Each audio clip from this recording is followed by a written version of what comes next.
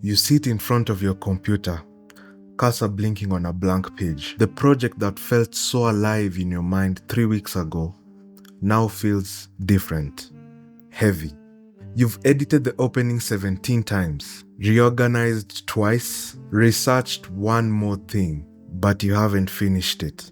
Meanwhile, your friend has just published another piece of work. It wasn't perfect, but there it is, out the world, reaching people. What separates creators who flow naturally through completion from those trapped in endless revision cycles? Here's the uncomfortable truth. We won't know until we try. Yet something constantly prevents us from trying fully. But this isn't about productivity hacks or time management. It's something much deeper. The mind itself becomes an obstacle in finishing what we actually started. Through 5 specific interference patterns, our consciousness fragments the very creative process it's supposed to serve. By the end of this video, you'll see what exactly prevents completion and discover a simple 3-step system that cuts through mental resistance to help you do what actually matters. Because the world needs to see your ideas in full form, and we won't know their impact until we try it. So, what exactly stops us from finishing our work? It's not what you think. The obstacles aren't something that is external. It's actually something that is going on right here inside your head.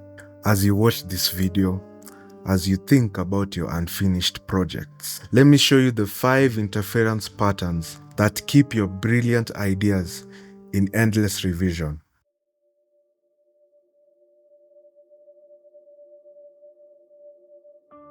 Sarah stared at her canvas for the 3rd hour that morning.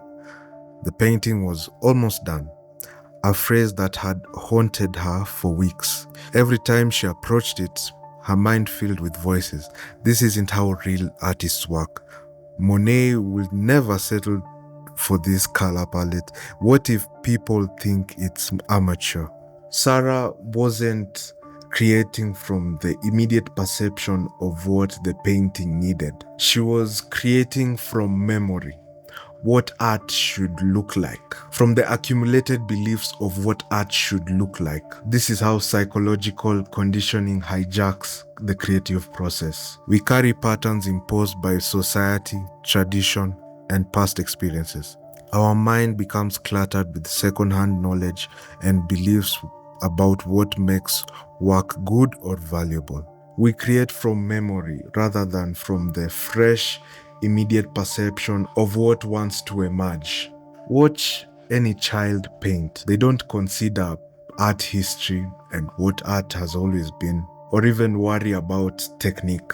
They respond directly to color, form, movement. But somewhere along the way, we learned to filter the creation process with accumulated opinions about creation.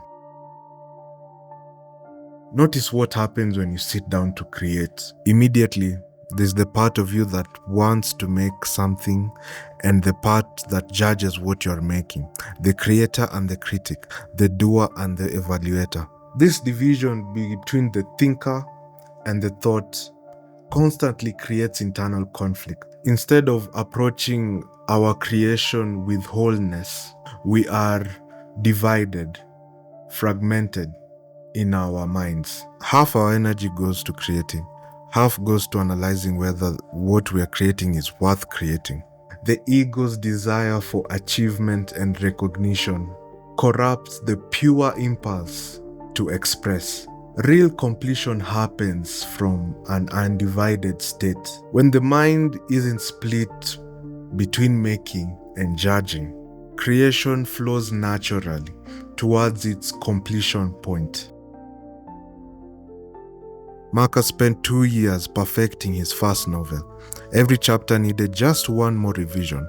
Every character needed deeper development. But the deeper truth was that Marcus feared what will happen when the book existed in the world without his protection. Fear and security seeking disguise themselves as quality control, but they are creativity's greatest enemies. Fear of failure, judgment, or the unknown prevents authentic expression. We cling to known patterns and formulas rather than exploring what's genuinely new. The pursuit of psychological safety stifles the very risk-taking that makes work alive and original. Finishing requires releasing work beyond our control. This terrifies the mind, which prefers the safety of endless preparation to the vulnerability of completion. We project creation into the future. When I finish this, then I'll feel successful. Or we drag the past into the present. I never finish things, so why would this be different? The mind's constant movement between the past and the future prevents immediate creative action. Creation happens now. Completion happens now. But the time-bound thinking keeps us everywhere except where creation actually happens. Lisa had all the talent in the world. Her friends constantly told her she should write more, paint more, create more. But when Lisa sat down to work, she felt lost, without direction, making things but not sure why. Without a clear personal vision, we create aimlessly or according to others' expectations. We haven't identified our authentic interests or natural curiosities. Work started without authentic vision has no natural completion point because it was never truly alive to begin with. So, these 5 patterns, conditioning, fragmentation, fear, time-bound thinking, and unclear vision, work together to create what feels like creative paralysis. But they are not permanent obstacles. They are simply mental habits that can be observed, understood, and transcended. Here's how. Tom used to be the king of almost finished projects. His hard drive was a graveyard of 90% complete songs, articles, and business ideas. Then something shifted, not his talent, his awareness. Consider this. A tree doesn't struggle to grow. Water doesn't struggle to flow downhill. In nature, things move to their natural completion without internal resistance. Human creativity follows the same principle when mental interference is no longer there. The first step isn't to eliminate mental patterns. It's to see them clearly as they arise. Start noticing when psychological conditioning pops up when you're creating. You'll be working on something and suddenly a voice appears. This isn't how professionals do it. That's conditioning speaking. Watch for the fragmentary mind. You're in a creative flow. Then you immediately start evaluating what you just made. There is the split, the division between judging and making. Observe fear when it surfaces. You approach a completion point and tension starts to arise. What if this isn't good enough? Fear disguised as a quality concern. Notice time-bound thinking. I'll never finish this on time. Future projection. I always struggle with endings. Past projection. Neither helps present creation. Catch and clear vision. I'm not sure why I'm making this, but I'll keep going. Without authentic direction, finishing becomes arbitrary. The key insight, you don't need to eliminate these patterns, you just need to see them without being controlled by them.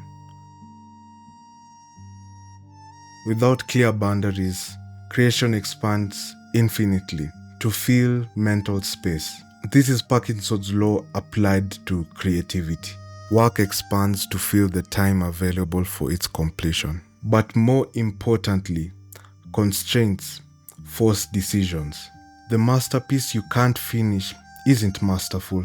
It's trapped in the realm of possibility.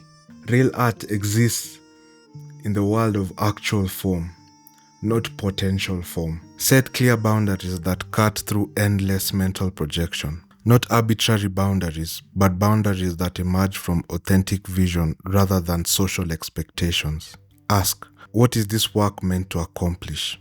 Not what should it accomplish or what could it accomplish, but what does it actually want to accomplish? Sometimes the answer surprises you. The novel you thought should be 500 pages wants to be a 50-page novella. The business plan you've been perfecting for months wants to become a simple one-page experiment. Strategic limitations don't limit creativity.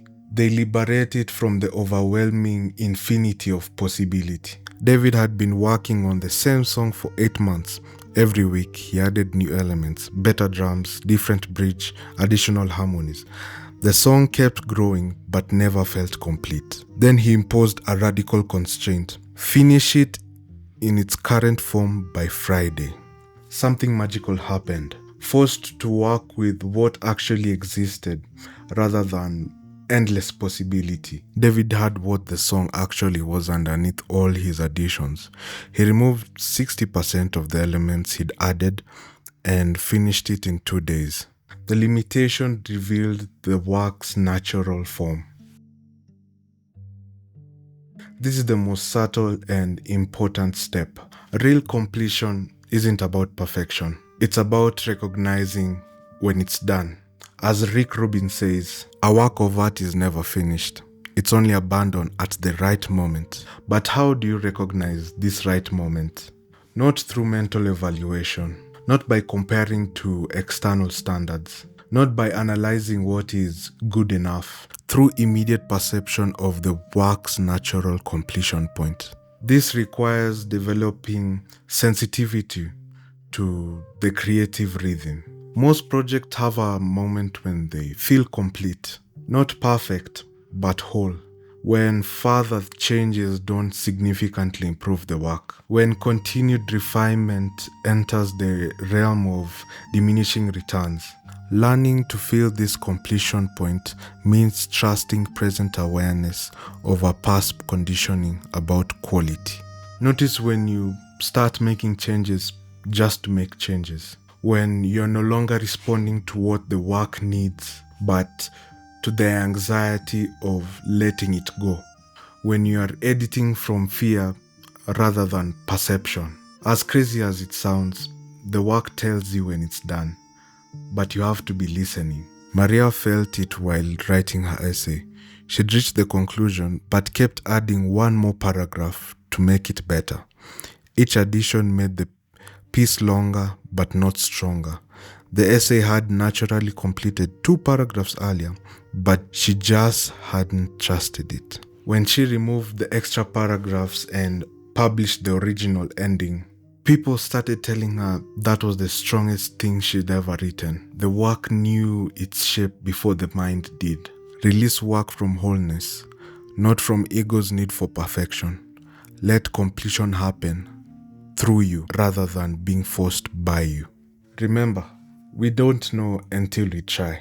And trying means bringing ideas to their full form to the world, not keeping them safe in the realm of endless possibility. The transformation isn't from doubting what you make to being confident in what you make. It's from doubting what you make to wanting to see your ideas in full form in the world. Because that is where the magic happens. Not in the endless perfecting, but in the courageous act of letting your work be seen.